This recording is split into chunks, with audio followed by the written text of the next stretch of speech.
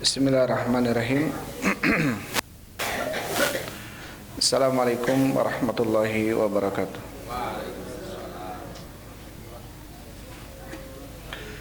Alhamdulillahilladzi arsala rasulahu bil huda wa dinil haq liyudhhirahu 'alad dini kullihi wa kafa billahi syahida. Wa asyhadu an la ilaha illallah wahdahu la syarika la iqraran bihi wa tauhida. Wa asyhadu anna Muhammadan abduhu wa rasuluhu. Allahumma salli wa sallim ala nabiyyina Muhammadin wa ala alihi wa ashabihi ajmain, amma ba'd.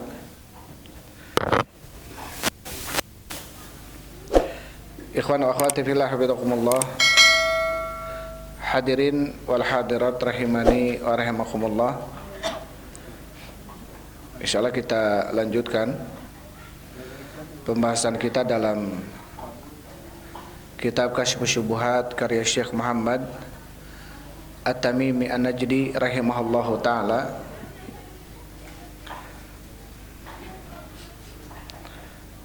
Terakhir kita sampai ke pembahasan syubhat yang ke-6 ya, bahwasanya Nabi SAW, kata mereka syubhat ke-6, diberikan syafaat oleh Allah dan kita diperintahkan meminta syafaat kepadanya. Ya, dan kita diminta atau diperintahkan untuk meminta syafaat kepadanya. Padahal tentunya syafaat itu ya Allah berikan kepada orang yang Allah izinkan dan kepada orang yang Allah ridhoi, ya, yaitu orang-orang yang bertauhid. Jadi kita tidak diperintahkan langsung meminta kepada Rasulullah atau meminta kepada wali fulan dan allan yang ada dalam kubur, tidak. Tetapi tentunya syafaat itu setelah diizinkan oleh Allah, maka akan diberikan kepada orang-orang yang diridhoi ya oleh Allah Subhanahu wa taala. Assalamualaikum. Kita sudah sampai ke syubhat yang ke-6 ya. Kita sedikit mengulang saja ya syubhat yang pertama biar kita tidak terlalu lupa ya. Syubhat yang pertama yang disebutkan dalam ini kan kita namanya kitab Kasyfus Syubuhat, menyingkap syubhat-syubhat orang musyrikin yang ada pada zaman Rasulullah sallallahu alaihi wasallam ataupun yang ada pada zaman penulis kitab ini yaitu Syekh Muhammad, yang mana beliau lahir kurang lebih tahun 1100 Hijriah. Berarti sekitar 400 tahun yang laluan lah ya. Penulis ini menulis kitabnya.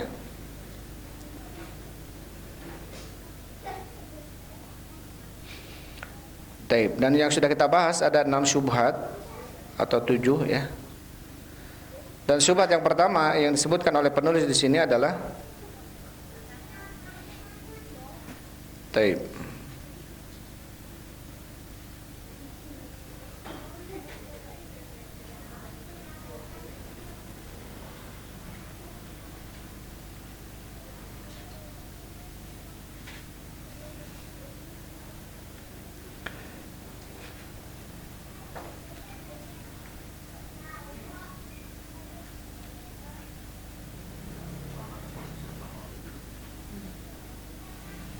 Kita sampai ke syubhat yang ke-7 ya, atau ke-6, sekarang masuk ke-7.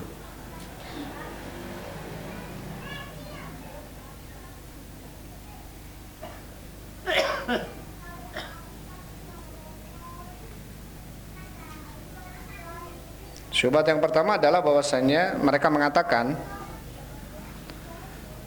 annaman aqarra bi tauhid rububiyyati wa lam yaqsid minas solihin ilal jah wa syafa'ah falaysa bi musyrik. Ini syubhat pertama. Ya, nanti bisa dilihat di matan itu syubhat pertama. Jadi mereka mengatakan bahwasanya orang-orang yang meyakini tauhid rububiyah Allah, artinya orang yang meyakini bahwasanya Allah yang menguasai alam semesta, Allah yang menciptakannya, Allah yang mengatur urusan alam ini, gitu ya. Barang siapa yang meyakini itu dan tidaklah seseorang mendatangi kuburan wali-wali soleh atau kuburan nabi hanya untuk mendapatkan syafaat dari mereka dan kedudukan mereka karena mereka dekat dengan Allah, kata mereka ini bukan musyrik. Ya, kata mereka ini bukan musyrik. Padahal sudah kita bahas ya bahwasanya ma na'buduhum illa liqarribuna ilallahi zulfa. Kata orang-orang musyrikin pada zaman Rasulullah, ketika diingatkan untuk kalian tidak datang ke kuburan, minta-minta dikubur, kata mereka, ma na'buduhum, kami tidak beribadah kepada penghuni ini. Hanya saja karena penghuni kubur ini orang soleh, dia bisa mendekatkan kami kepada Allah sedekat-dekatnya. Jadi menjadikan antara dia dengan Allah adanya wasaid atau wasitoh, ya, perantara. Dan ini tidak boleh. Ini bentuk kesyirikan dan itu tidak boleh. Syubhat yang kedua adalah hasruhum ibadatan ghairillahi fil asnam duna sholihin. Mereka membatasi ya bahwasannya kesyirikan itu adalah ketika seseorang beribadahnya menyembah pohon, menyembah patung. Tetapi ketika mereka memintanya kepada kuburan dan kuburannya orang soleh, kata mereka ini bukan syirik, kata mereka. Ini bukan syirik. Padahal jelas gitu ya. Nabi SAW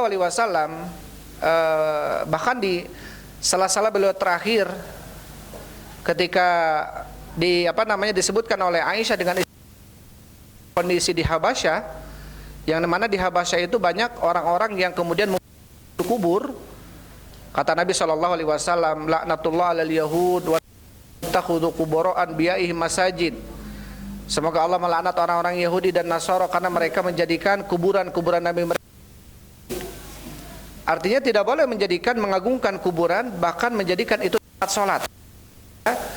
Maka di sini jelas bahwasannya bentuk kesyirikan itu bukan orang yang beribadah kepada patung, pada pohon gitu ya. Kepada kuburan pun walau tidak ruku dan sujud kepada kuburan, tetapi meyakini penghuni kubur ini bisa memberikan manfaat dan madarat, bisa memberikan kelancaran, bisa memberikan kesembuhan penyakit dan lain sebagainya, maka dibentuk kesyirikan. Ini bentuk kesyirikan, itu tidak boleh. Yaitu bentuk kesyirikan. Karena kata mereka orang musyrikin dahulu, kalau kita datang ke kuburan orang soleh ini nggak apa-apa, kata mereka. Ini bukan syirik. Yang syirik itu menyembah berhala, menyembah patung, minta kepada pohon, itu baru syirik. Padahal apa? Padahal datang ke kuburan orang soleh, ya, atau kuburan wali, atau bahkan kuburan nabi, meminta kepada mereka dan meyakini bahwasanya mereka bisa membanyak untuk kita, makanya tidak boleh. Karena Allah berfirman, la yasma'u du'akum, mereka yang ada dalam kalian. Walau sami'u mastajabu lakum. Kalaupun mereka mendengar, mereka tidak akan menjawab. Artinya tidak mungkin mereka menjawab permintaan kita gitu. Itu yang ketiga. Dan yang ketiga adalah anna talaba syafaati minhum laisa bisyirkin. Bahwasanya meminta syafaat dari mereka ini kesyirikan. Ya. Padahal sebetulnya syafaat itu dari siapa? Allah. Nabi, waalaikumsalam warahmatullahi wabarakatuh. Nabi betul punya syafaat. Para syafaat. Orang-orang beriman nanti di hari kiamat di surga. Tapi syafaat itu tidak serta-merta mereka berikan begitu saja sampai oleh Allah, ya. Qulillahi syafa'atu jami'a. Katakan milik Allah semuanya. Bukan milik Nabi, walaupun nanti Nabi punya syafaat nanti. Orang-orang yang berjihad di jalan Allah mati syahid juga punya syafaat. Orang beriman juga punya syafaat. Dan syafaat itu kapan bisa diberi atau diterimanya? Setelah diberikan izin dulu sama Allah, ya. Illa min ba'di man dalladhi yashfa'u indahu illa min ba'di idni. Tidak ada izinnya. Nggak bisa kemudian Rasulullah, saya berikan syafaat saya kepada fulan tanpa Allah mengizinkan, itu nggak bisa. Harus diizinkan dulu sama Allah. Maka mereka yang ketiga ini adalah bahwasanya meminta syafaat kepada mereka nabi, ya, orang soleh, ya, ini bukan mereka, padahal itu adalah bentuk kesyirikan. Kemudian yang keempat, syubhat mereka adalah nafyuhum ibadatas sholihin ma'annahum yad'unahum aw yadbahuna lahum. Mereka orang-orang musyrikin dahulu mengatakan bahwasanya beribadah kepada orang soleh, ya, dan menyembelih untuk mereka, ini bukan bentuk kesyirikan. Ya, ini bukan bentuk kesyirikan. Taib. Jadi mereka seakan-akan apa? Nafyuhum, menafikan peribadatan mereka kepada orang soleh. Jadi kata mereka, ketika saya datang ke kuburan, ya, berharap kepada penghuni kubur, ini bukan ibadah. Mereka yang mengetahui ibadah itu ketika orang-orang ruku, sujud, nyembah, gitu ya. Adapun meyakini penghuni kubur ini bisa memberikan kelancaran usaha, bisa memberikan kesembuhan penyakit, ini bukan ibadah kata mereka. Padahal itu adalah bentuk ibadah, ya. Itu adalah bentuk ibadah. Jadi harus kita yakini bahwasanya ibadah itu bukan seseorang ruku, sujud, nyembah, sembah depong di hadapan orang tertentu, bukan. Bahkan ketika kita memilih hukum selain hukum Allah, ridho hukum itu lebih bagus daripada hukum Allah, gitu ya. Ini sama bentuk mengibadahi orang tersebut, maka tidak boleh. Allah Subhanahu wa taala berfirman, ittakhadhu ahbarahum wa ruhbanahum arbaban min dunillah. Mereka orang-orang Yahudi dan orang-orang Nasara telah menjadikan ahbar mereka, ulama-ulama mereka, dan ruhban mereka, pendeta-pendeta mereka, arbaban min dunillah, tandingan-tandingan bagi Allah, sekutu-sekutu bagi Allah. Jadi Allah menjelaskan bahwasanya orang-orang Yahudi dan orang-orang Nasara telah menjadikan pendeta-pendetanya dan ulama-ulama Yahudinya sekutu bagi Allah, tandingan bagi Allah. Kemudian Adi bin Hatim, seorang sahabat yang dulunya Yahudi, mengatakan, lasna na'buduhum ya Rasulullah, kami tidak pernah dulu beribadah kepada ulama kami orang Yahudi. Kemudian Rasul mengingatkan, bukankah kalian menghalalkan apa yang ulama kalian padahal Allah mengharamkannya? Dan bukankah kalian mengharamkan yang ulama kalian haramkan padahal Allah menghalalkannya? Kata Adi bin Hatim, benar, kami dulu seperti itu. Artinya lebih memilih penghalalan atau pengharaman ulama dibanding pengharaman Allah dalam Tauratnya. Kata Rasul sallallahu alaihi wasallam, fatilka ibadatukum, itulah ibadah kalian. Jadi ibadah itu enggak ruku dan sujud, enggak harus kemudian kita nyembah. Ibadah itu harus nyembah, enggak. Ketika kita meyakini sesuatu itu bisa memberikan manfaat dan madarat, berarti kita telah menjadikan itu sesembahan. Sesembahan. Kita meyakini ali yang kita pakai, keris yang kita mandikan tiap malam Jumat misalkan, bisa memberikan kelancaran usaha, berarti kita telah menjadikan keris itu sebagai sesembahan, walaupun kita sujud ke keris, tidak. Tetapi dengan keyakinan itu kita telah menduakan Allah, karena Allah zat satu-satunya yang manfaat dan ya, bisa melancarkan usaha dan menyempitkannya, bisa menyembuhkan penyakit dan mendatangkannya, dan seterusnya. Itu tadi syubhat yang keempat atau kelima.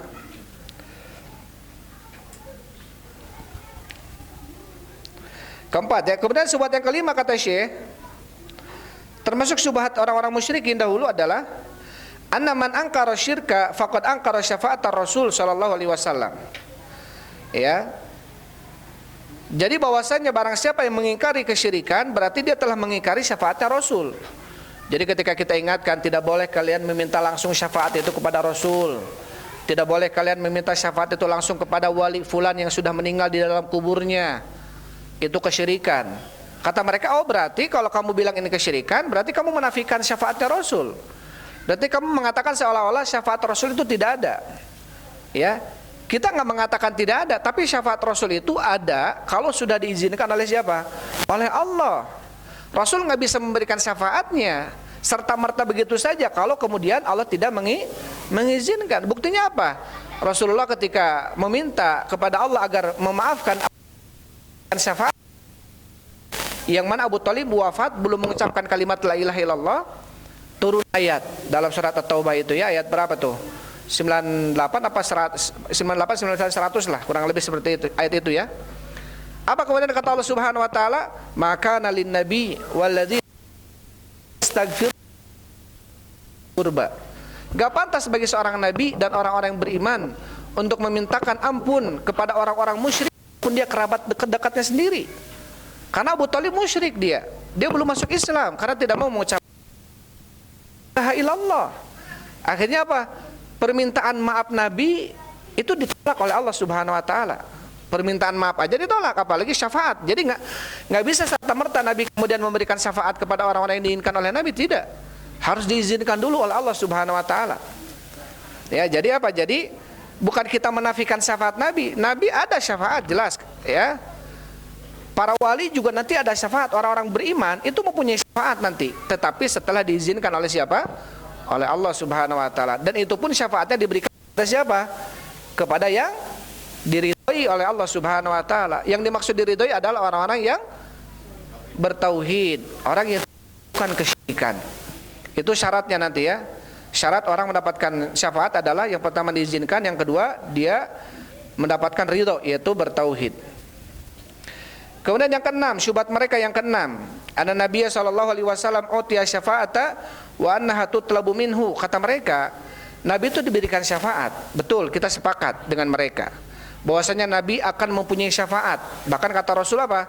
Syafaati li ahlil kabair min ummati. Syafaatku salah satunya adalah untuk pelaku dosa besar dari kalangan umatku. Nanti di padang mahsyar di hari kiamat, orang-orang yang melakukan dosa besar, apapun dosanya, zina, bunuh, mabuk, judi, asalkan dia bertauhid kepada Allah, maka dia akan mendapatkan syafaat Nabi SAW.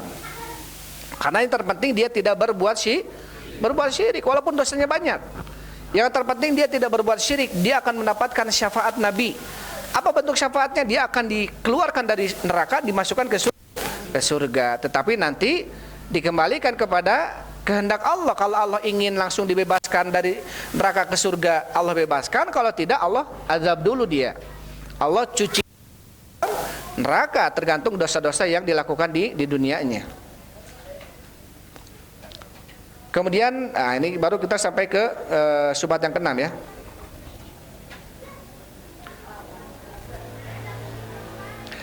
Kita baca dari syubhat yang ketujuh. Itu kalau di buku gitunya ada tulisan syubhat-syubhatnya, ada? Hah? Oh, enggak ada tulisan syubhat-syubhatnya? Cilet mangkos, tinggal mangkos. Tinggal sekadap.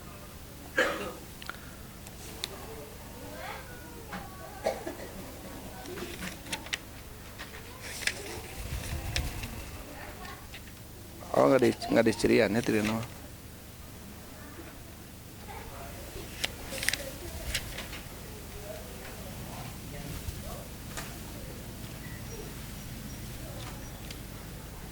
Itu udah halaman berapa terakhir sekarang?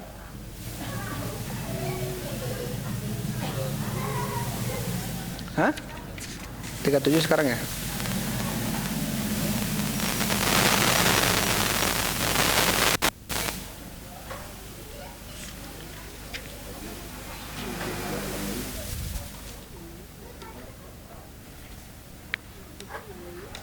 Ya, mangkas bentar mangkas.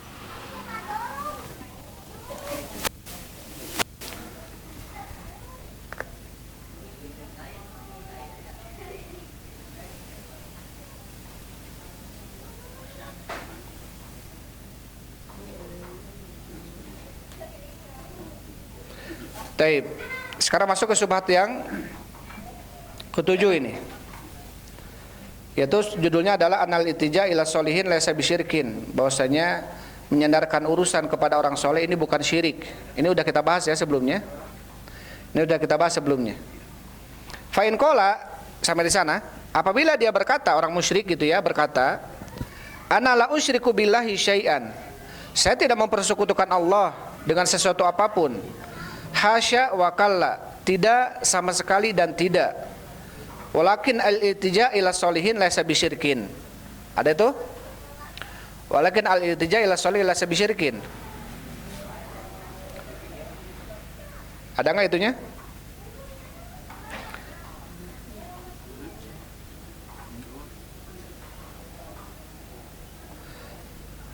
Hah?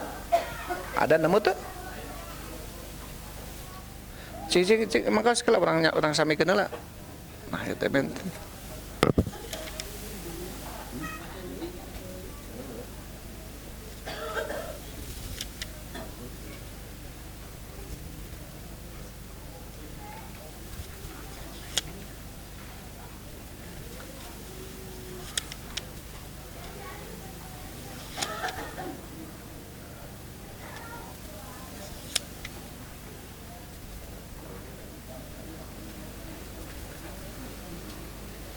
Oh, halaman 27.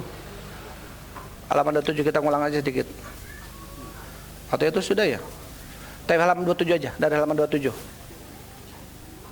Halaman 27 paling pertama nih, doa sholihin wal istighatsatu bihim wastisfa'uhum syirk. Ini kita makasih halaman 27 paling bawahna. Halaman 27 ya, yang ada kitabnya. Halaman 27. Ayat Arif.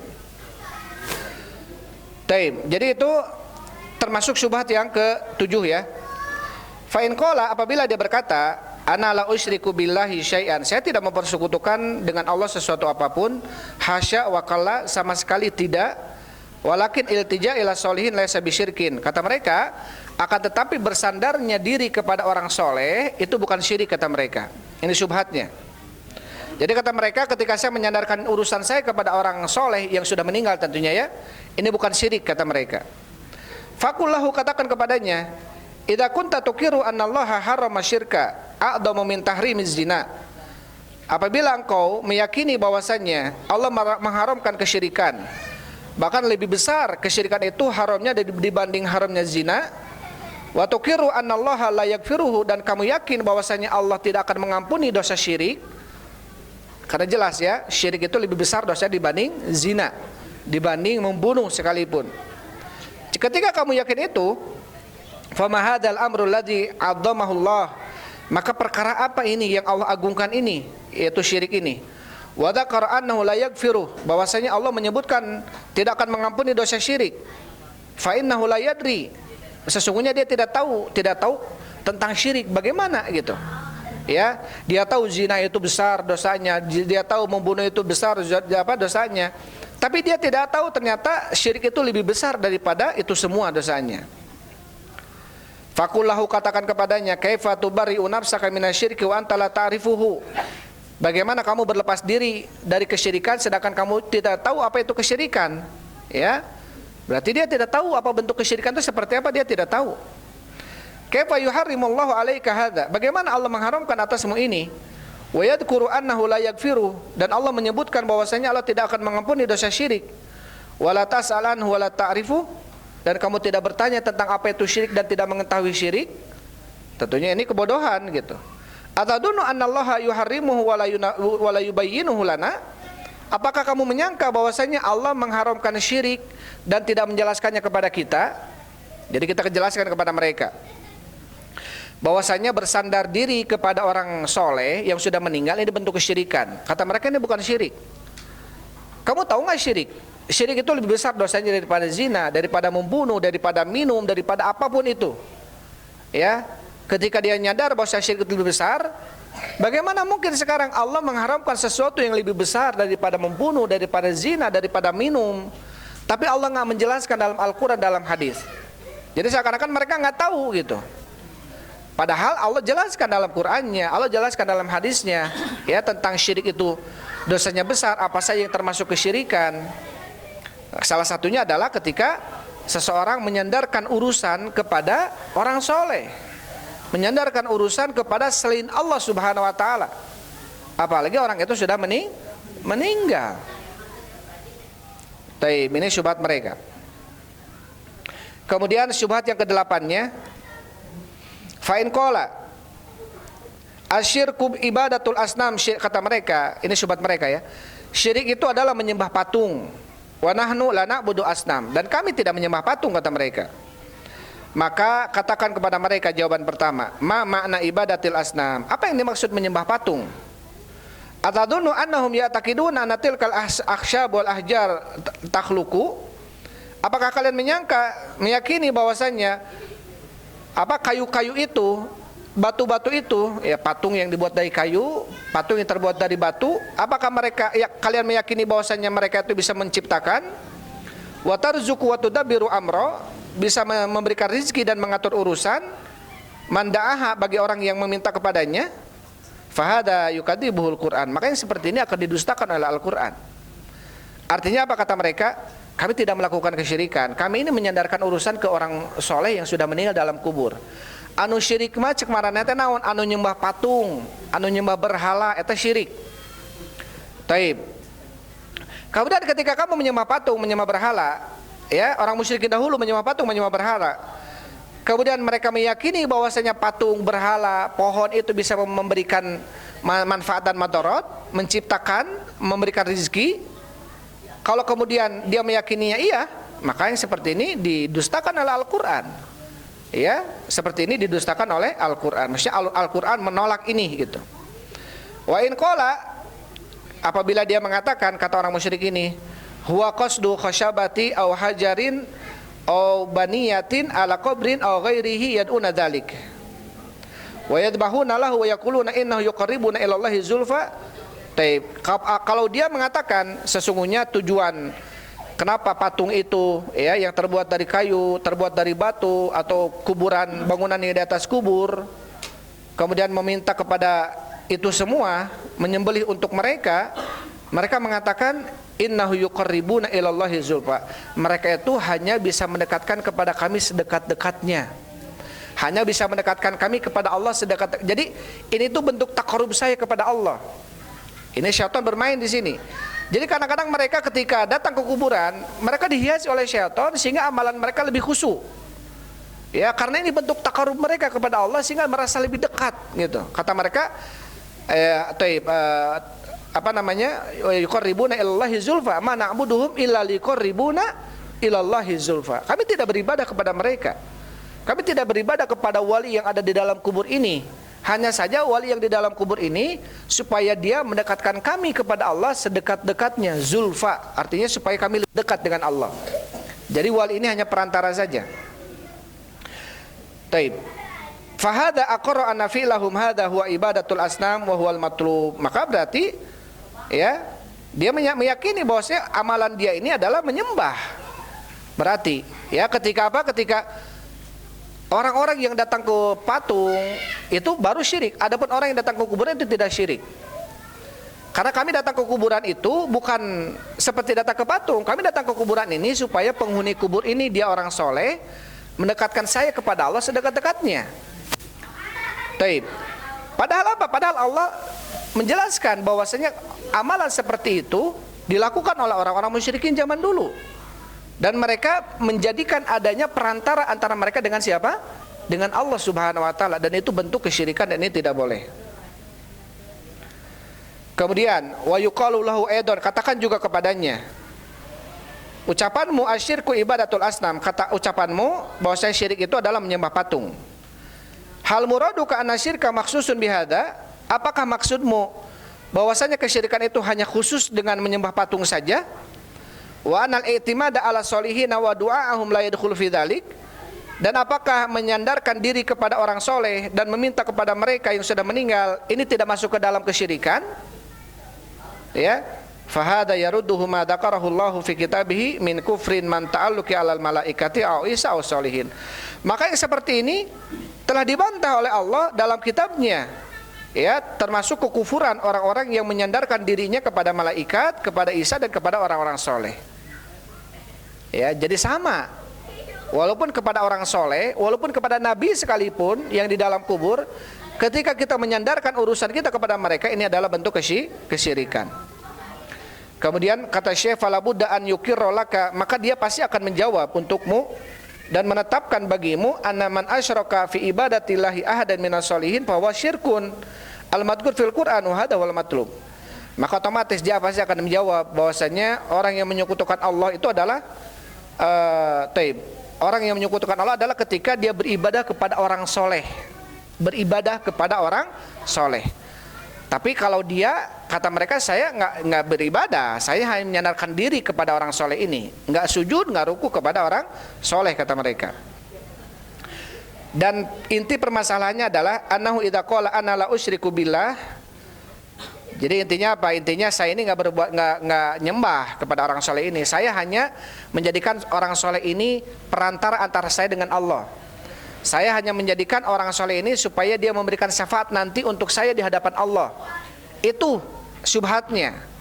Padahal apa? Padahal itu bentuk kesyirikan. Itu bentuk kesyirikan. Fa'in qala taib. Fa'in qala huwa ibadat, ketika dikatakan kepadanya, terus Apa itu kesyirikan kepada Allah? Jelaskan kepada saya. Ketika dia mengatakan kesyirikan kepada Allah itu adalah menyembah patung, maka katakan kepadanya, terus apa maksud daripada menyembah patung? Jelaskan kepada saya. Apabila dia mengatakan ana la a'budu illallah, saya tidak menyembah kecuali hanya kepada Allah, maka katakan kepadanya, ma makna ibadatillahi wahdah. Jelaskan kepada saya apa artinya menyembah Allah saja itu, gitu. Ya, fasir hali, tafsirkan kepada saya, jelaskan. Fa in fassaraha bima bayyanahul Qur'an, apabila dia mampu menafsirkan, menjelaskan dengan apa yang telah dijelaskan oleh Al-Qur'an, fahuwal matlub, maka itu yang diinginkan. Wa illam ya'rifhu, dan apabila dia tidak mengetahuinya, tidak bisa menjelaskannya, fa kaifa yad'i syai'an wa huwa la ya'rifuhu, maka bagaimana dia bisa mengakui sesuatu dan dia pun tidak tahu tentang itu. Ya, saya mah tidak nyembah orang soleh, anu syirik mah nyembah patung. Terus kita katakan, ketika dia mengatakan saya mah hanya menyembah Allah saja, ditanyakan kepada dia, apa bentuk penyembah Allah saja itu seperti apa? Ketika dia tidak tahu, maka bagaimana dia bisa meyakini sesuatu yang dia pun tidak mengetahuinya? Berarti menunjukkan ini kebodohan tentang apa? Tentang tauhid, ya. Dia bodoh tentang tauhid, maka perlu dijelaskan. Wa in fassara dzalika bi ghairi ma'nahu, apabila dia menafsirkan itu selain daripada makna yang benar, bayan talahul ayatil wadihati fi makna asyirk billah, jelaskan kepadanya ayat-ayat yang jelas tentang makna perbuatan syirik kepada Allah, wa ibadatil authan, dan tentang menyembah patung-patung, annahu alladhi yaf'alunahu fi hadzal zamani bi'ainihi, itulah yang dilakukan orang-orang pada zaman sekarang. Ya, itu apa? Mereka datang ke kuburan meyakini penghuni kubur ini orang soleh bisa memberikan manfaat untuk mereka, dan kata mereka ini bukan syirik. Iya, ke orang soleh, ke wali gitu ya. Ini kata mereka bukan syirik. Yang syirik itu adalah jelas datang ke patung, ke kuburan, menyembah kubur, sholat, bahasanya sembah depong gitu ya. Nyembah-nyembah gitu ya, kata mereka ini seperti itu baru itu adalah ibadah ataupun menyembah, berarti berbuat syirik. Tapi kalau yang mereka amalkan selama ini, kata mereka tidak syirik gitu.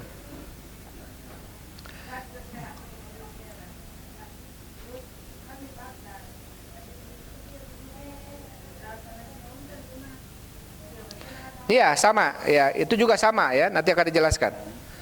Nanti akan dijelaskan oleh Syekh di sini ya. Taib.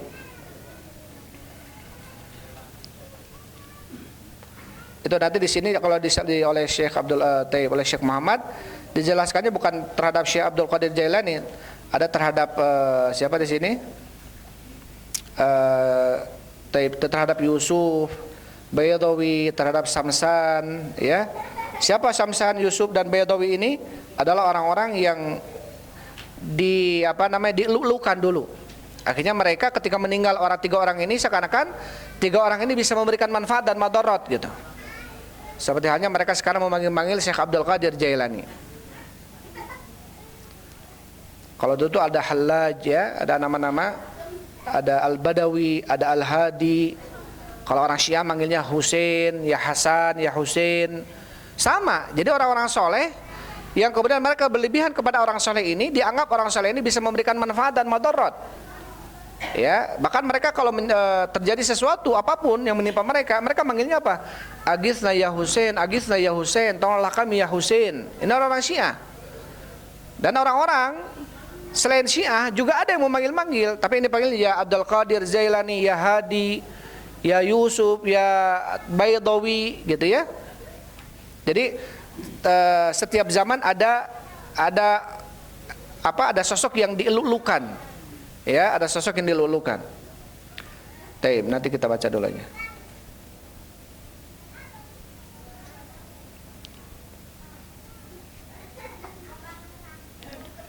Taib.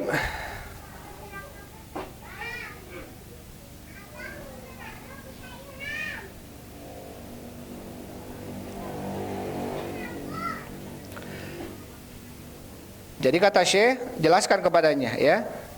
Jelaskan kepadanya dengan ayat-ayat yang dalam Al-Quran dan hadis. tentang apa? Tentang bentuk kesyirikan atau tentang mana kesyirikan. Baik, mana tadi?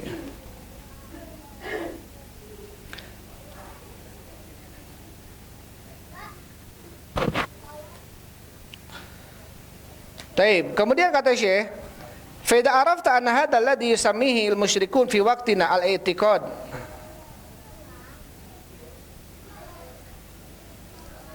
Apabila yang dinamai oleh orang musyrikin pada zaman kita sekarang ini dengan yang namanya i'tiqad, huwa syirkul ladzi nazala fil Qur'an, yaitu kesyirikan yang turun tentangnya Al-Qur'an. Wa qatala Rasulullah sallallahu alaihi wasallam nasa alaihi, dan Rasulullah memerangi manusia di atasnya. Artinya apa?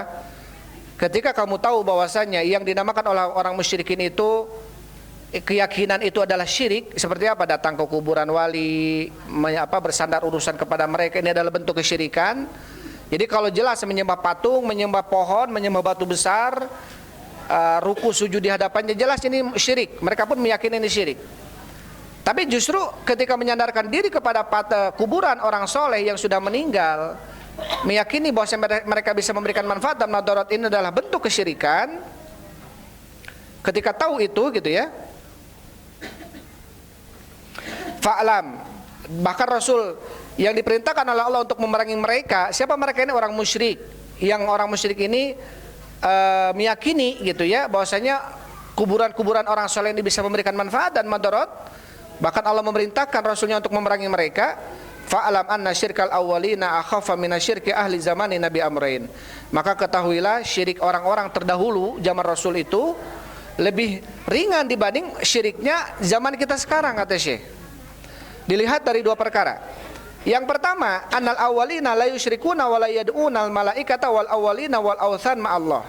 Yang pertama, orang-orang musyrikin dahulu mereka tidak berbuat syirik, ya, kepada Allah, dan tidak menyeru malaikat, tidak menyeru wali-wali, dan tidak menyembah kepada patung-patung itu di dalam kondisi mereka sedang senang, tidak, ya.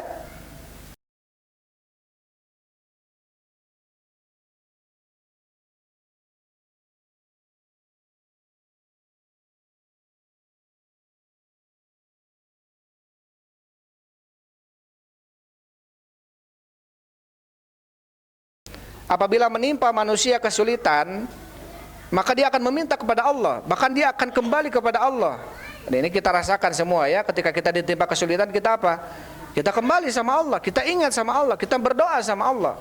Ketika kita diberikan penyakit, ketika kita diberikan kesusahan, kita kembali, kita meminta, kita ngadoa sapang khusuna, ngadoa ke Allah Subhanahu wa taala.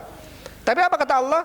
Tsumma idza khawalahu ni'matan minhu, kemudian ketika diganti kesulitan itu dengan kenikmatan dari Allah, hilang itu kesulitan, berjalan waktu, seakan-akan apa? Seakan-akan lupa dia kalau kesulitan itu pernah ada. Seakan-akan lupa dia pernah meminta sama Allah karena pernah sulit, gitu. Dan itulah kondisi orang-orang musyrikin dahulu, ya. Hati-hati juga kita, kadang-kadang kondisinya seperti itu juga. Ya, kadang-kadang kita kapan meminta kepada Allah? Kapan kita terakhir minta sama Allah? Ya. Kapan kita terakhir minta sama Allah? Mungkin ketika kita rugi baru kita minta.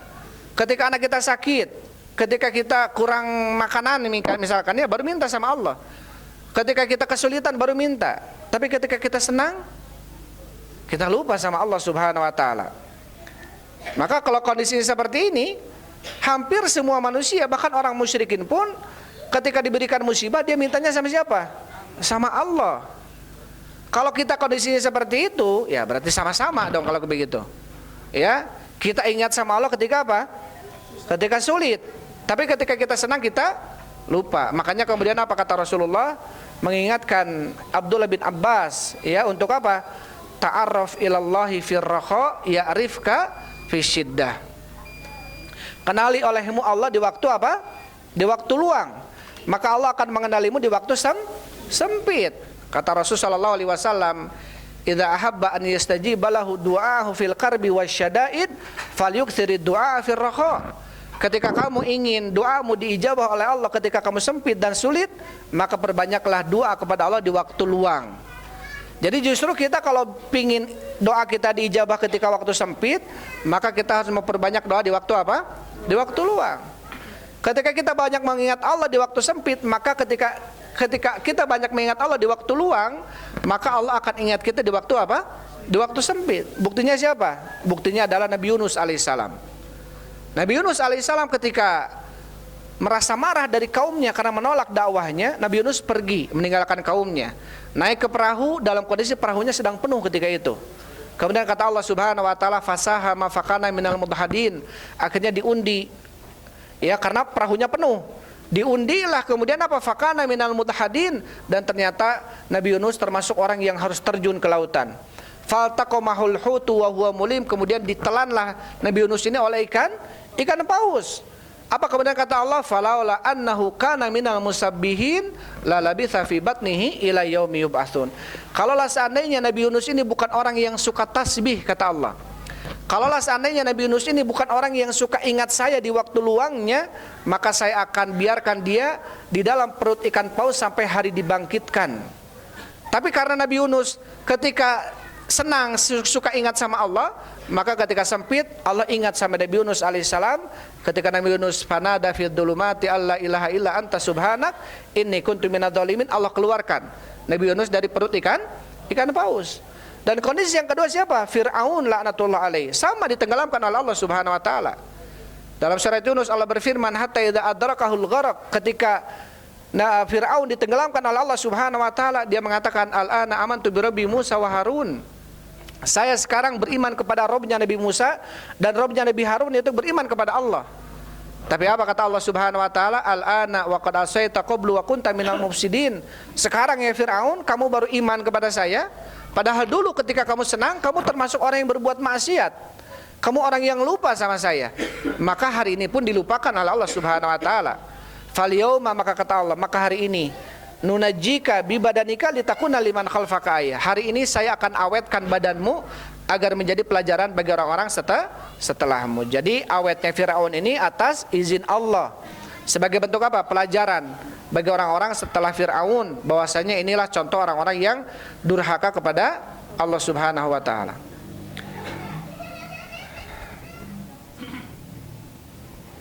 Taib.